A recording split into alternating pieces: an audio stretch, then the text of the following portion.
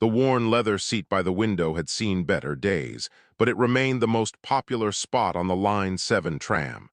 Regular passengers knew this, which made the current situation even stranger. Nobody sat there anymore. They left it open. Not because the transit authority had reserved it, but because everyone agreed it belonged to Pip. Pip was a dragon, a very small dragon, about the size of a coffee mug with copper scales that caught the morning light like pennies in a fountain. Every weekday at exactly 8:15 a.m., the little creature would hop aboard at Riverside Station, place a tiny cloth pouch on the fare scanner, and settle into that window seat for the ride downtown. Daniel Reed had been riding this tram for 3 years. He noticed patterns. The businessman who always forgot his umbrella on rainy days. The student who studied medical textbooks with yellow highlighter marks on every page. The elderly woman who knitted scarves for the homeless shelter. But Pip was different. Pip was impossible to ignore, yet somehow everyone had been ignoring the obvious question. Where were the owners? Daniel watched as the hatchling adjusted its position, pressing one small clawed foot against the glass to peer outside. The dragon's eyes were bright gold, tracking the streets with clear intelligence.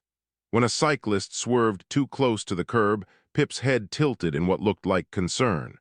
When a flock of pigeons scattered from a park bench, the hatchling's tail twitched with interest. 2 months, that's how long Daniel had been seeing this pattern. At first, he assumed someone owned Pip. Dragons weren't common on Earth, but they existed. Refugees from a dying world called Drakkar had arrived 3 years ago, settling into human cities with varying degrees of success. Some humans welcomed them. Others protested. Most just tried to adjust to sharing their planet with beings who breathed fire and understood quantum physics better than most human scientists. But nobody accompanied this dragon. Nobody. Louise, the tram driver, made the usual announcements. Her voice crackled through old speakers that probably needed replacing a decade ago. Daniel stood and moved closer to the front, grabbing a overhead rail for balance as the tram rounded a corner. "Louise," he said quietly. The driver glanced at him in her wide mirror. She was in her 50s, with gray hair pulled back in a practical bun and eyes that had seen every kind of passenger imaginable. "The dragon," Daniel continued. "How long has it been riding alone?" Louise smiled. "Pip, about 2 months now, maybe 10 weeks. Always pays exact fare too, better than half my human passengers." "But where does it go?" "Memorial District, 7 stops exactly, then off it hops every single time." Daniel looked back at Pip. The hatchling had noticed their conversation and was watching them with those intelligent golden eyes. Not threatening, just aware. "Does anyone know why?" Daniel asked. Louise shrugged. "Not my business to ask. Creature pays, creature rides, same as anyone else." An older man sitting near the front spoke up. His name was Gordon, and he worked maintenance at the library. "I followed it once. Just curious, you know. Went all the way to some animal clinic on Maple Street. Little thing squeezed right through the pet door like it owned the place." "An animal clinic," Daniel frowned. "Yep, Rosewood something, real small place. Looked pretty run down if I'm honest." Another passenger joined in. This was Patricia, who worked at the courthouse and had been riding this route for 5 years. "I've seen it too, always the same routine.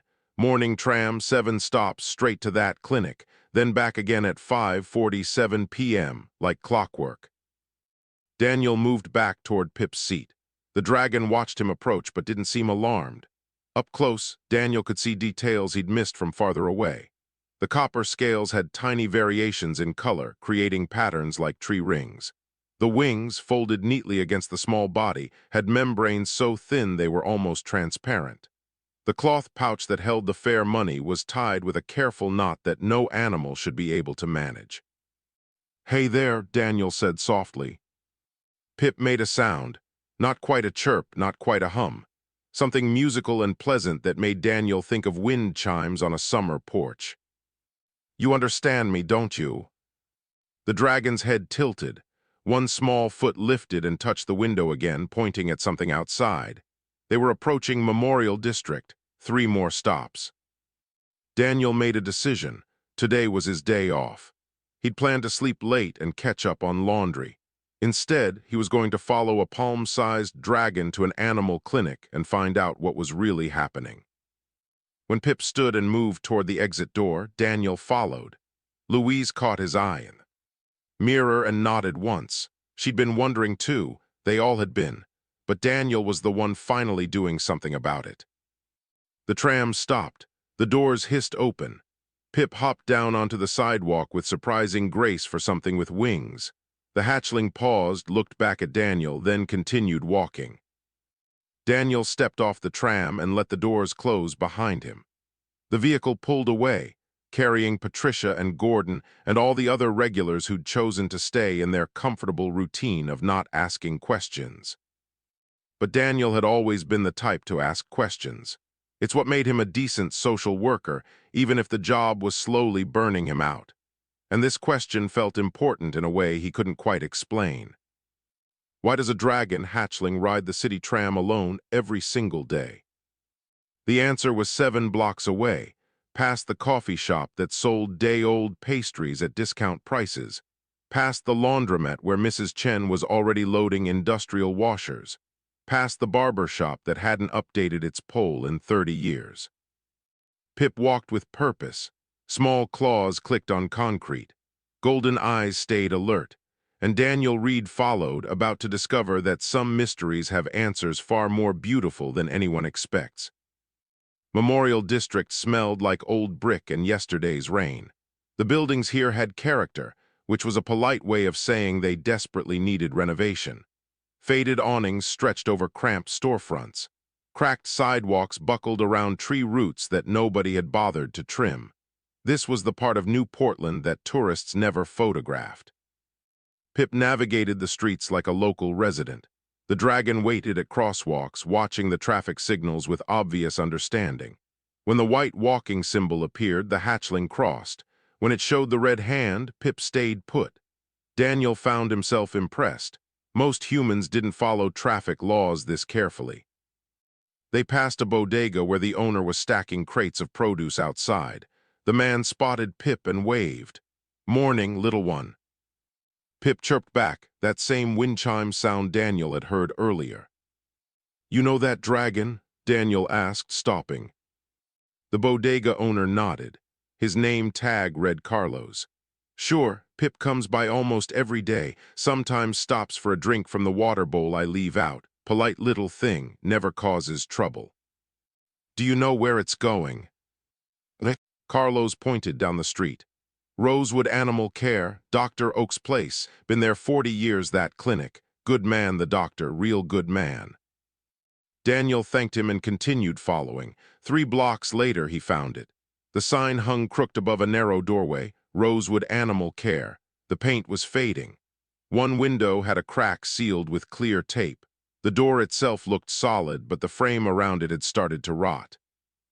This was not a thriving business. Pip approached a small pet door installed at the bottom of the main entrance. The hatchling pushed through with practiced ease and disappeared inside. Daniel hesitated for just a moment, then opened the human-sized door and followed. The interior matched the exterior, worn linoleum floors, walls that probably used to be white but had faded to cream, a waiting area with mismatched chairs and outdated magazines. But it was clean, spotlessly clean. Someone took care of this place, even if they couldn't afford to update it.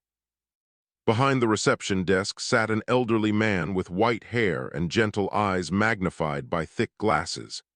He looked up when Daniel entered, then smiled when he noticed Pip settling onto a heated pad near the desk. "Good morning, Pip," the old man said warmly. Then to Daniel, "Can I help you?"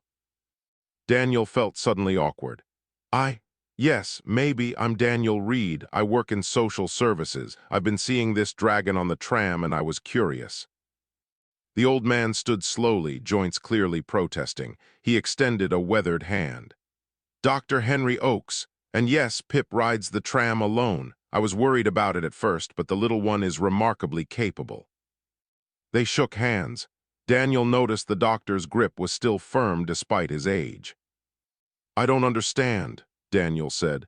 Why is a dragon hatchling coming to your clinic every day? Dr. Oaks moved around the desk, gesturing for Daniel to follow. That makes two of us. Pip just showed up one day about 2 months ago, came right through that pet door like we'd been expecting each other. I tried to shoo it away at first, thought maybe it was lost, but it kept coming back. They walked into the examination room.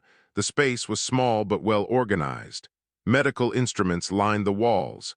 An examination table dominated the center. Everything looked old but functional. Then I noticed something, Dr. Oaks continued. Pip wasn't here to be cared for, the little one was here. To help. As if on cue, the bell above the front door chimed. Dr. Oaks excused himself and returned to the reception area. Daniel heard a woman's voice, stressed and worried. Dr. Oaks, thank goodness you're open. It's Pepper. She won't stop shaking. Daniel peered around the corner. The woman held a small dog carrier. Inside, a chihuahua trembled violently, eyes wide with fear. The woman looked close to tears herself. Bring her back to the exam room, Dr. Oaks said calmly. That's when Daniel witnessed something remarkable. Pip immediately moved from the heated pad to the exam room, positioning itself near the examination table. When Dr. Oaks lifted the terrified chihuahua out of the carrier, the little dog started barking frantically. Pip made that wind chime sound again, soft, musical, almost hypnotic. The chihuahua stopped barking, its trembling eased, the dog's attention fixed entirely on the copper dragon. That's it, Pepper, Dr. Oaks murmured. You're safe here. While the doctor examined the dog, checking temperature and listening to heartbeat, Pip stayed exactly where Pepper could see it. The hatchling maintained eye contact with the chihuahua, continuing that soothing sound. The dog remained calm throughout the entire examination. She ate something she shouldn't have, Dr. Oaks finally determined. Nothing toxic, but it's upset her stomach badly.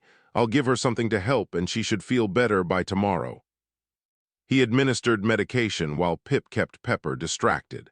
The whole process took maybe 10 minutes. Without the dragon's presence, Daniel suspected it would have taken much longer and been far more stressful for everyone involved. After the woman left with her calmer dog, Dr. Oaks returned to Daniel. You see, the old man said, Pip helps. I don't know how it knows what to do, but it does. Animals trust it. They calm down when Pip is near. Daniel watched the hatchling return to its heated pad, curling up contentedly. Where does it come from? Who owns it? I don't know, Dr. Oaks admitted. I've tried following after work, but my knees aren't what they used to be. Pip leaves every evening at 5:30, goes back to the tram stop and rides away. I assume it has a home somewhere, a family. The old man moved to a small coffee maker in the corner and poured himself a cup. His hands shook slightly. Daniel noticed other signs too, the exhaustion in the doctor's eyes, the way he winced when he bent to reach supplies, the dust on the reception desk that suggested no one had cleaned it in days. Are you running this clinic alone? Daniel asked. Dr. Oaks sighed. My assistant quit 3 months ago. I couldn't afford to keep paying her. Business has been slow. Most people go to the new fancy clinic on the north side now. They have all the modern equipment. I just have experience and stubbornness. And Pip's, Daniel added. The old man smiled. Yes, and Pip, the little one's been a blessing, makes the days less lonely, makes the work possible, honestly. I don't know what I'd do without that dragon's help. Daniel looked at Pip, seeing the hatchling with new eyes. This wasn't just a curious mystery about public transportation. This was something deeper, something that mattered. Daniel spent the entire day at Rosewood Animal Care. He told himself it was research for his social work cases, though he knew that was only partly true. The real reason was simpler. He wanted to understand what Pip was doing here. The morning brought a steady stream of patients. A cat with an ear infection, a rabbit that had stopped eating, an elderly beagle with arthritis. Each time, Daniel watched Pip work. The hatchling had developed a system. When Dr. Oaks called a patient back, Pip would position itself strategically. For nervous animals, the dragon stayed visible but at a distance, making those calming wind chime sounds. For aggressive animals, Pip remained out of sight but close enough that its presence seemed to ease tension. For animals in pain, the hatchling would curl up nearby, radiating warmth from its small body. But Pip did more than provide emotional support. The dragon had learned the clinic's routines. When Dr. Oaks needed gauze from the lower cabinet, Pip retrieved it before being asked. When an instrument rolled toward the floor, the hatchling caught it with surprising speed. When the phone rang and the doctor's hands were full, Pip would hop up to the desk and tap a button with its snout, activating the speaker function. How long did it take Pip to learn all this? Daniel asked during a brief quiet moment. Dr. Oaks refilled a water bowl, which Pip promptly used. Maybe a week. The little one watches everything, remembers everything. Dragons are supposed to be highly intelligent, but seeing it in person is something else entirely. A young woman arrived. With a cardboard box, inside 6 kittens mewed desperately. I found them behind the grocery store, she explained. No mother anywhere, I don't know what to do. Dr. Oaks examined each kitten carefully. They were perhaps 3 weeks old, eyes barely open and severely dehydrated. They need formula every 2 hours, he said quietly. Round-the-clock care for at least a week. Can you take them? The young woman asked hopefully. The old doctor hesitated. Daniel saw the conflict on his face. Taking in 6 orphaned kittens meant endless work, and Dr. Oaks was already stretched impossibly thin. But refusing meant the kittens would likely die. I'll take them, Dr. Oaks finally said. After the woman left, Pip immediately moved to the box of kittens. The hatchling climbed inside carefully, settling among the tiny creatures. Within moments, the desperate mewing quieted. The kittens crawled toward Pip's warmth, piling against the dragon's copper scales. Well, Dr. Oaks said, surprised. That solves one problem, they need to stay warm. Throughout the afternoon, Pip remained with the kittens except when needed for other patients. The hatchling took its job seriously, adjusting position when one kitten squirmed too far away, making soft sounds when they cried, maintaining a steady temperature that kept them comfortable. Daniel helped where he could. He answered the phone. He swept floors. He reorganized supplies that had been shoved randomly into cabinets. It felt good to do simple physical work instead of drowning in case files and bureaucracy. Around 3 in the afternoon, Daniel noticed something concerning. Dr. Oaks missed a step and caught himself against the wall. The old man's face had gone pale. "Are you okay?" Daniel asked quickly. "Just tired," Dr. Oaks insisted, but his hand trembled as he reached for his coffee cup. "When did you last eat?" The doctor thought about it. "Breakfast yesterday, I think." "Yesterday?" Daniel stared at him. "You've been working for over 24 hours without food."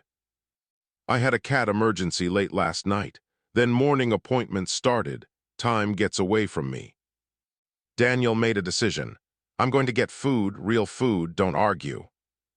He left before Dr. Oaks could protest and returned 20 minutes later with soup, sandwiches, and fruit from a nearby deli.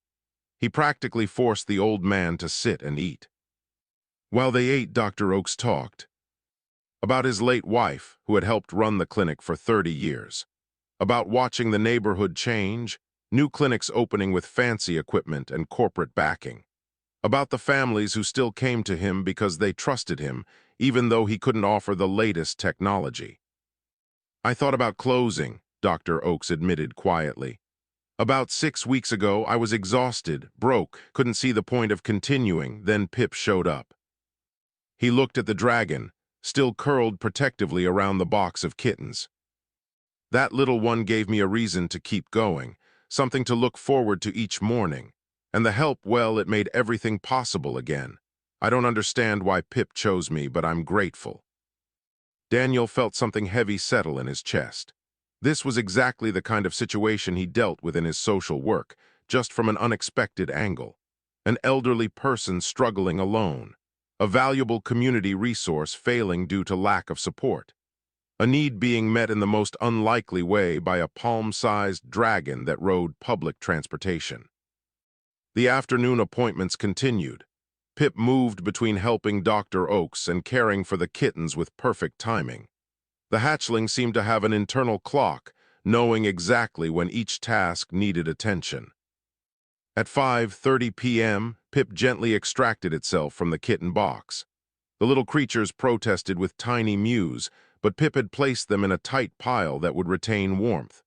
The dragon moved to Dr. Oaks and made a soft, questioning sound. "Yes, I know," the old man said. "Time for you to go home. Thank you for today, Pip. Same time tomorrow."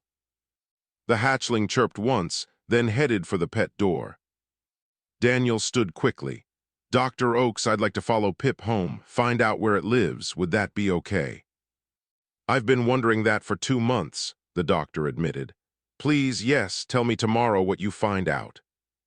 Daniel grabbed his jacket and followed the copper dragon out into the early evening air.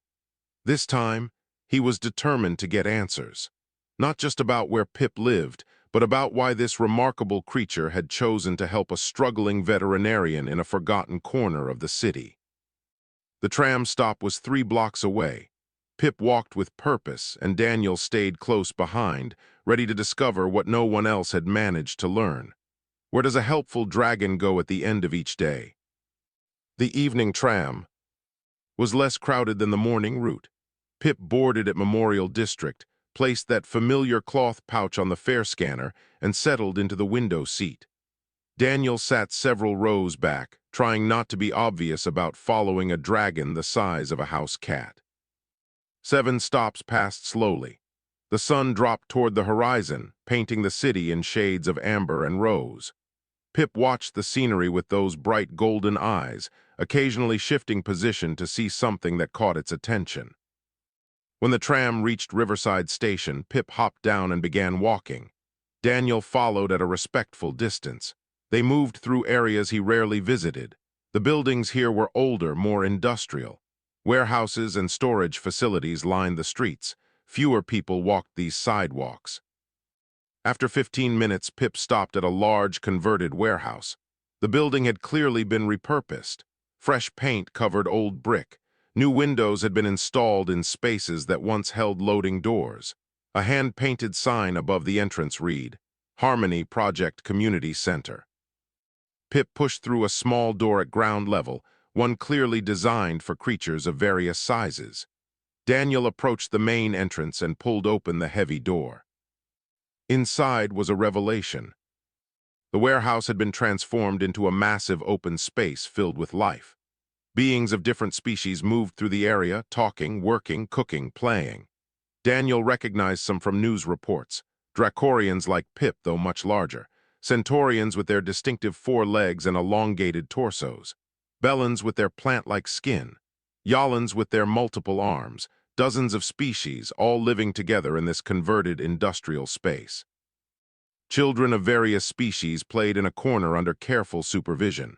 Adults worked at tables, some cooking, others crafting or repairing items. The walls displayed artwork from different cultures. The air smelled like a combination of cooking spices Daniel couldn't identify. A full-grown Dracorian approached Daniel. This dragon was easily 8 feet long, with scales that shifted from deep gray to silver depending on the light. The creature moved with grace despite its size. "You followed Pip home," the dragon said. The voice was melodious, neither clearly male nor female to Daniel's ears. "I did," Daniel admitted. "I'm Daniel Reed. I work in social services. I've been curious about where Pip goes every day." "I am Ash, Pip's parent."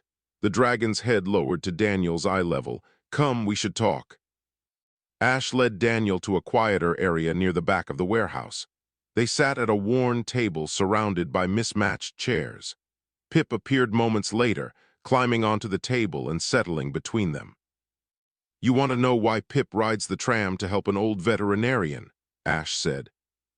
"Yes, and how a hatchling learned to navigate the city alone." Ash's tail curled thoughtfully. "Dracorians are empathic. We sense emotional distress in other beings. It is not a choice. It is biological. We feel the pain of others as clearly as you might feel heat from a fire. All Dracorians? Daniel asked.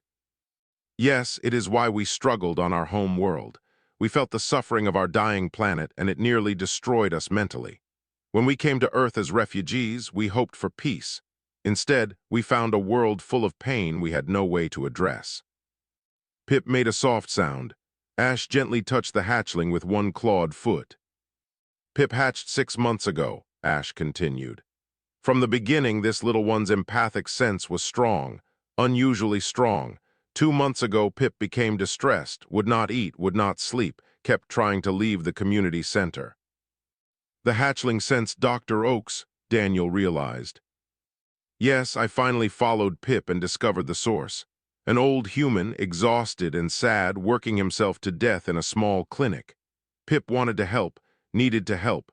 To ignore such distress would have been torture for my child. Ash explained how they worked together to make it possible. The dragon parent taught Pip about human transportation systems, about money and fare payment, about traffic rules and safety. Other refugees at the community center contributed coins and small bills for daily tram fare. We could have visited together, Ash said. But the doctor is afraid of large dragons. Many humans are. Pip's size makes the hatchling non-threatening. Approachable. The small one can help in ways I cannot. Daniel absorbed this information. Around them, the community center buzzed with activity. He watched a Bellin carefully tending to window boxes full of herbs. A Yalin repaired what looked like a bicycle with quick, precise movements of multiple hands. A group of mixed species children laughed over some game that required a ball and complicated rules. How many refugees live here? Daniel asked. 43 currently, Ash replied. More arrive monthly. Earth accepted us when our worlds failed, but integration is difficult. We want to contribute to help, but we do not understand human systems. Your laws, your paperwork, your ways of organizing society. Many of us try to help in our own ways and sometimes cause problems unintentionally. Daniel thought about this. He worked in social services. He knew how complicated human bureaucracy could be for humans, let alone for beings from entirely different cultures. Pip helps Dr. Oaks because the hatchling senses his pain, Daniel said slowly. But there's no legal framework for it, no official recognition. If something went wrong, if Pip got hurt or caused an accident, there could be serious consequences. I know, Ash said quietly. But what is the alternative? To let my child suffer from feeling Dr. Oak's despair and being unable to respond? To let an old man work himself to death because he has no help? These options are also terrible. Pip chirped and touched Daniel's hand with one small foot. The copper scales felt warm, almost comforting. Daniel looked into those golden eyes and saw intelligence, compassion, and genuine concern. Dr. Oaks doesn't know about this place, Daniel said. He doesn't know where Pip comes from. We thought it better to remain unknown, Ash explained. Humans are not always comfortable with us. The doctor might refuse Pip's help if he knew the full situation. Daniel considered everything he'd learned. A dragon hatchling traveling across the city alone every day to help a struggling veterinarian. A community of refugees trying to find their place on a foreign world. An old man too proud or too tired to ask for the help he desperately needed. This wasn't just about Pip anymore. This was about something bigger, something that needed more than a small dragon and good intentions to solve properly. I think I can help, Daniel said finally. Really help, not just Pip and Dr. Oaks, but all of you, but I'll need time to work out the details. Ash studied him carefully. Why would you do this? Because it's my job, Daniel said, and because it's the right thing to do. Daniel's apartment was small and cluttered with case files, but his laptop worked perfectly. He spent the entire night researching, making phone calls despite the late hour and drafting proposals. By sunrise, he had consumed 4 cups of coffee and filled a notebook with plans. The problems were clear. Pip was operating in a legal gray area. Dr. Oaks needed financial support his failing clinic couldn't generate. The Harmony Project refugees wanted to contribute to their community but lacked the knowledge to do so within human systems. Three separate issues that Daniel realized had one interconnected solution. His first call at 8 a.m. went to Beverly Park, a former colleague who now worked with a nonprofit focused on veterinary care in underserved communities. "Beverly, I need your help with something unusual," Daniel began. 2 hours later, Beverly sat in Daniel's apartment, reviewing documents and shaking her head in amazement. "A dragon hatchling has been volunteering at a clinic for 2 months, and nobody reported this." "The neighborhood loves Pip," Daniel explained. "They saw a small creature helping an old man who needed it. Why would they report that?" "Because it's legally complicated," Beverly said, but she was smiling. "However, it's also exactly the kind of story that could bring attention to Dr. Oak's clinic, and attention means funding opportunities." She pulled out her own laptop and started typing. "There's a grant program specifically for rural and economically disadvantaged veterinary practices. Dr. Oakes would qualify easily. If he applies within the next month, he could receive up to $50,000 for equipment, repairs, and operational costs." "That solves the clinic's financial problem," Daniel said. "But what about Pip?" Beverly thought for a moment. "Service animal certification. We'd need to create a new category for non-traditional species, but the framework exists. If Pip can pass basic behavioral testing and Dr. Oakes formally requests the hatchling as an assistance animal, we could make it legal." "Would that work for a dragon?" "Why not? We certify miniature horses as service animals. We certify capuchin monkeys. The law cares about function, not species. If Pip performs a legitimate service, helps patients remain calm, and operates safely in public spaces, then yes, it could work." Daniel made more calls. He contacted the city's animal control department. He reached out to the transit authority about creating identification cards for non-human passengers. He spoke with a lawyer who specialized in disability rights and service animal law. Each conversation took time and required careful explanation. Many people were skeptical. Some laughed. But slowly, piece by piece, Daniel built a structure that could support what Pip was already doing. 3 days later, he visited the Harmony Project again.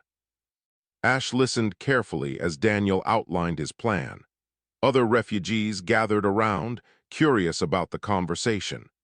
Daniel noticed a Centaurian who kept adjusting its translation device to better understand. "The key is legitimacy," Daniel explained. "Right now, Pip helps Dr. Oakes through goodwill and luck, but that's fragile. One complaint, one accident, one bureaucrat having a bad day, and everything collapses. We need official recognition." "How?" Ash asked. "We create a pilot program, the Interspecies Community Bridge. It would connect refugees who want to help with human communities that need assistance. But we do it properly, with training, legal protection, and coordination." Ayalin spoke up. Her voice came through a translation device that made her words sound mechanical. "We try to help already, but we make mistakes. We do not understand human customs." "Exactly," Daniel said. "That's why we need structure, training programs that teach Earth customs and laws, coordination with human organizations that know what help is actually needed, legal frameworks that protect both refugees and the humans they assist." He spread out documents on a table. "Here's what I've put together so far. Dr. Oak's clinic can receive grant funding if he applies properly. I'll help him with the paperwork. Pip can become a certified therapy animal with official identification. The Tram Authority has agreed to issue service animal passes for non-humans who complete basic safety training." Ash's eyes widened. Pip would be legal. Completely legal, protected under the same laws as any other service animal. Abelin approached the table. His plant-like skin shifted colors as he communicated through a translation collar. "I grow food in my community gardens, but sometimes humans tell me to stop. They say I need permits." "We can get you permits," Daniel said. "We can connect you with community garden organizations that need experienced growers. Make your work official. The Centaurian who'd been listening closely spoke next. I fix things, machines, structures. I see broken playground equipment and repair it at night. But I frighten people because I am large. We partner you with the Parks Department, Daniel explained. They're always looking for skilled maintenance workers. You could help officially during the day with proper identification. Over the next hour, more refugees shared what they had been doing quietly, often at night, to help the human communities around them. Each story revealed both genuine desire to contribute and the problems that came from working outside official systems. Daniel took notes on everything: each refugee's skills, each problem they'd encountered, each community need they'd tried to address. This is bigger than I thought, he admitted to Ash. You're not just a community center, you're an entire workforce of skilled beings who want to help but don't know how. We left our dying worlds with little except our abilities, Ash said quietly. We want to be useful on this one. Daniel felt something shift in his chest. For 3 years, he'd been burning out on social work, drowning in bureaucracy and hopelessness. But this was different. This was connecting people who needed help with beings who wanted to help. This was building bridges instead of filling out forms. I need to quit my job, Daniel said suddenly. Ash tilted their head. Why? Because this needs someone full-time, someone who understands both human systems and refugee needs, someone who can make this work properly. He looked around at the gathered refugees. I think I can get funding to create an actual organization, make this my full-time work instead of something I do on the side. You would do this? Ash asked. I would love to do this, Daniel said honestly. Pip, who had been curled up quietly nearby, chirped approval. The small dragon hopped onto the table and touched Daniel's hand with a warm copper foot. Everything started with a small dragon riding a tram to help one old veterinarian. Now it was becoming something much larger, something that could change how humans and refugees lived together in this shared world. 3 months changed everything. The Line 7 tram rolled through New Portland under clear morning skies. Pip sat in the usual window seat, but now the hatchling wore a small vest.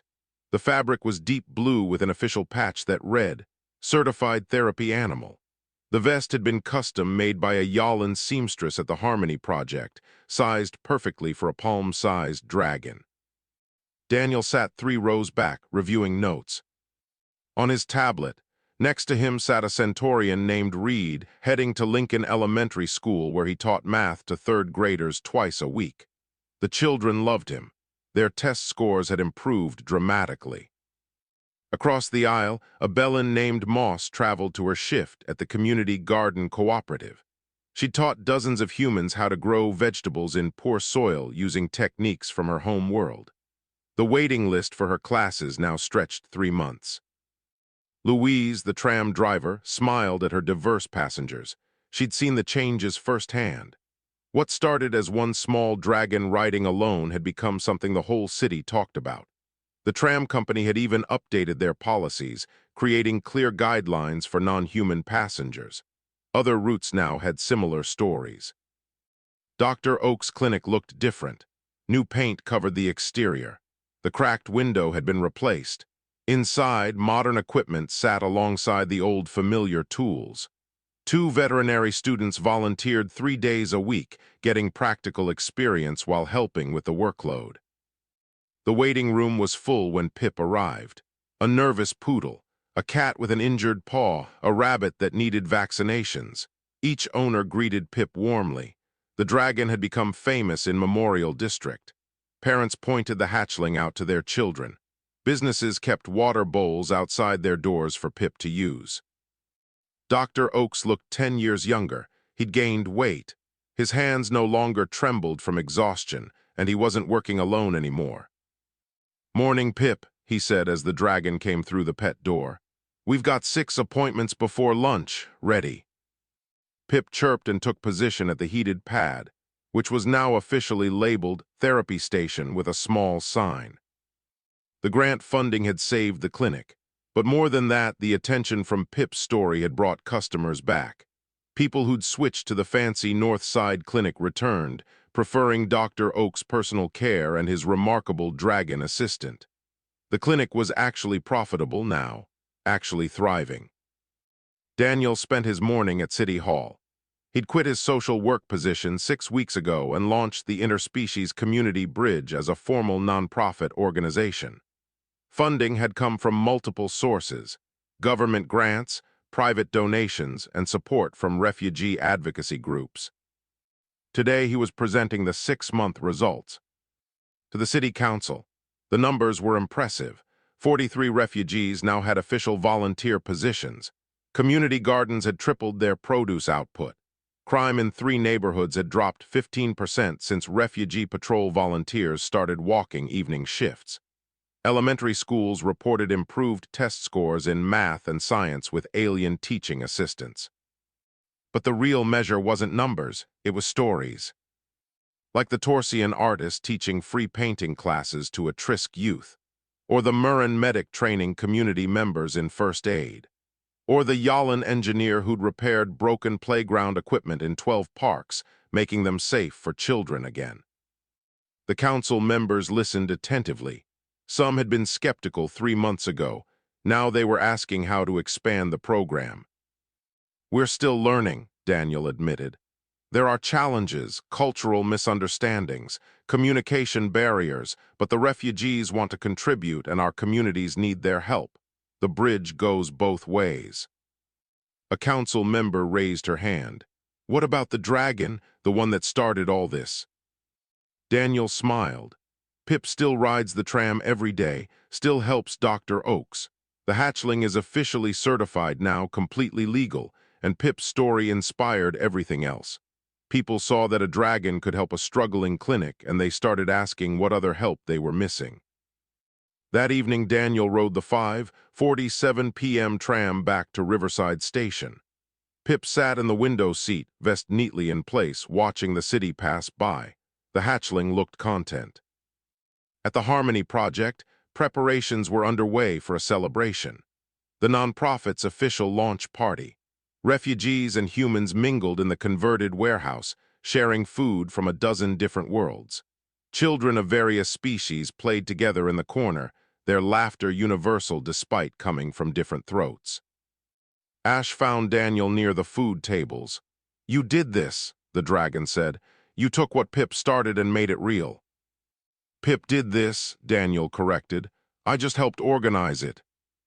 "No," Ash's voice was firm. "Pip helped one human, you helped all of us.